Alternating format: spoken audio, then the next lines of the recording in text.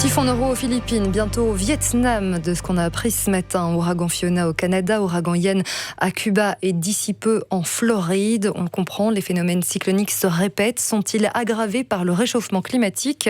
En partie, selon les experts. On va voir ce qu'en pense ce matin notre invité François Massonnet, climatologue à l'UC Louvain. Bonjour François Massonnet. Bonjour. Merci d'être avec nous dans Matin Première. On parle effectivement beaucoup de phénomènes cycloniques ces temps-ci, tempêtes, ouragans, cyclones, typhons. On va les définir avec vous dans un instant. C'est parce que c'est la période, il y a vraiment une période particulière où ces phénomènes climatiques sont de plus en plus présents.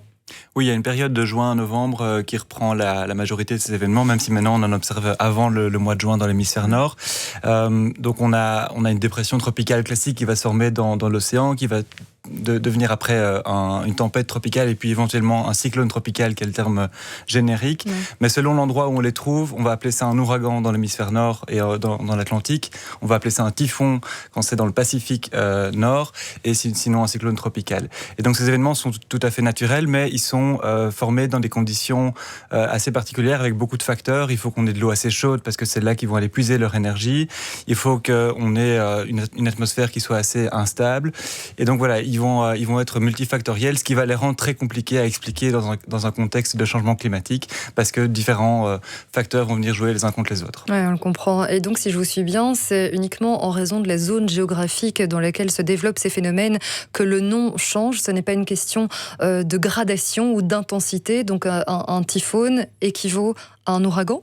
Alors en termes de gradation, quand on parle de typhon, de cyclone tropical ou d'ouragan, c'est la même force de vent minimale qu'il faut atteindre.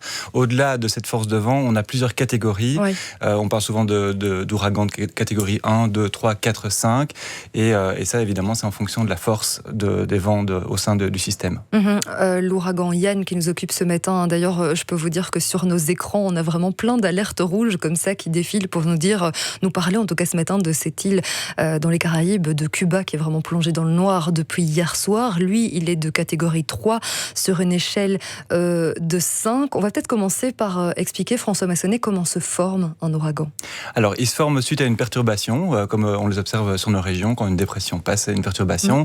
Et cette dépression, dans ces endroits où on a des températures de l'eau qui sont assez élevées, vont s'emballer, vont en fait se nourrir, se puiser l'énergie dans l'océan et s'auto-entretenir, voire gagner en force en développant un système de rotation de vent qui va après commencer à migrer tout doucement et éventuellement rejoindre des côtes où habitent des personnes. Donc c'est un système qui est météorologique, oui, avant tout, qui se nourrit de températures de l'énergie dans les premières couches de l'océan. Et donc au plus il fait chaud, au plus on peut s'attendre à ce que ces systèmes gagnent en force, puisqu'ils ont alors davantage d'énergie pour aller puiser leur force. Alors je le disais, un ouragan Ian catégorie 3, en tout cas pour l'instant sur une échelle de 5. Quand on prend le typhon Noru, on a vu qu'en une seule nuit, il était passé de la catégorie 1 à la catégorie 4. Comment on passe d'une catégorie à l'autre ? On comprend que c'est de l'intensité, mais est-ce qu'on peut un peu définir cela ensemble ? Oui, c'est vraiment la façon dont les vents augmentent en vitesse et en rotation. Ce qu'on observe là depuis quelques décennies, c'est qu'on a une augmentation de ces phénomènes d'intensification rapide globalement. Donc ça, c'est sans doute lié au changement climatique et au fait que les températures soient plus chaudes.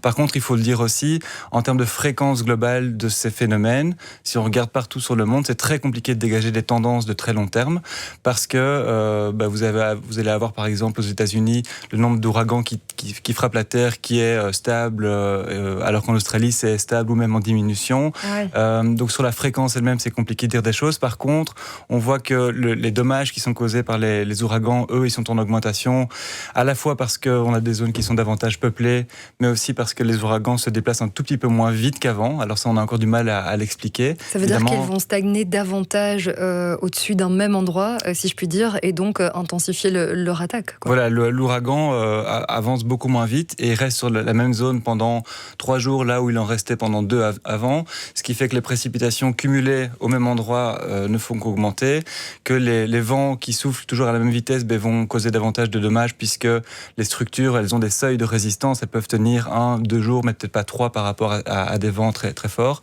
On observe aussi une migration vers le nord de l'endroit où se forment les ouragans, ce qui est assez consistant avec le fait que la cellule de Hadley, qui est un grand système climatique, est en train de s'écarter et repousse vers le nord ces phénomènes. Et donc, c'est pas par hasard qu'on observe des ouragans maintenant au nord du Canada, qu'on en a observé aussi qui terminent leur course sur la péninsule ibérique près de chez nous. Donc ça, ce sont des tendances qui sont claires, à la fois sur l'endroit où ils se forment et à la fois sur leur vitesse de stagnation. Mais si je vous suis bien, ces tendances, même si elles sont claires et observables aujourd'hui, elles sont encore difficiles à expliquer ? Oui, elles sont très difficiles à expliquer.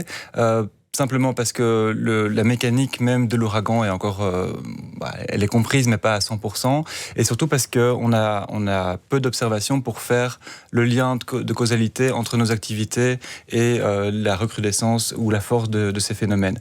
Maintenant, pour des cas très particuliers, par exemple l'ouragan Harvey en 2017, on a su par exemple expliquer que les quantités de précipitations qui ont été déversées par cet ouragan ont été rendues 10 fois plus probables dans un monde plus chaud que dans un monde moins chaud. Donc on ne peut pas expliquer d'avoir dépassé de tels seuils de précipitation sans le facteur climatique. Je lisais quand même dans certaines revues quelques tendances qui se dégageaient, même si c'est compliqué de les commenter. On va quand même essayer de le faire ensemble, François Massonnet. Je disais qu'il n'était pas encore possible, bien sûr, de dresser le bilan de la saison cyclonique 2022. On arrive seulement au mois d'octobre, mais elle sera visiblement bien partie pour se hisser sur le podium des années les plus actives. La première et la deuxième marche sont pour l'instant occupées par les saisons 2020 et 2005, avec respectivement 14 et 15 ouragans, dont, on s'en souvient, le catastrophique ouragan Katrina qui avait dévasté la Louisiane dans le sud des États-Unis. Alors, est-ce que ces phénomènes vont-ils aller en s'intensifiant ? Eh bien, certains expliquaient que dans les décennies 70, 80 et 80-90, par exemple, on tournait plutôt autour des 4-5 ouragans par an. Alors, si on devait se projeter, est-ce que selon vous, ça va quand même aller en s'intensifiant quand on compare justement ces décennies à celles d'aujourd'hui ? On observe qu'il y a beaucoup plus de phénomènes cycloniques en ce moment. Alors oui, il faut toujours être prudent parce que d'une décennie à l'autre, on peut avoir une modulation par des facteurs naturels aussi. On sait que les températures de l'océan ont des modes de variabilité propres qui ne sont pas liés à nos changements et qui peuvent augmenter ou diminuer la fréquence. À l'avenir, ce qu'on attend à trouver, c'est des tendances sur la fréquence globale qui est soit plate, soit en diminution. Donc on pourrait même avoir moins d'ouragans à l'avenir en termes de fréquence. Par contre, la proportion des ouragans qui vont se produire de catégorie 3, 4, 5, donc les plus violents, ne va qu'augmenter. Autrement dit, on va peut-être avoir autant, voire un tout petit peu moins d'ouragans qu'avant, mais ceux qu'on va avoir vont être des ouragans plus destructeurs. Et l'autre chose qu'on sait, c'est que le même ouragan qui passe dans un monde plus chaud ou dans un monde moins chaud va amener beaucoup plus de précipitations, puisque l'air chaud peut contenir plus de vapeur d'eau. Et donc, on va avoir des événements peut-être un peu moins fréquents, mais avec un impact beaucoup plus fort.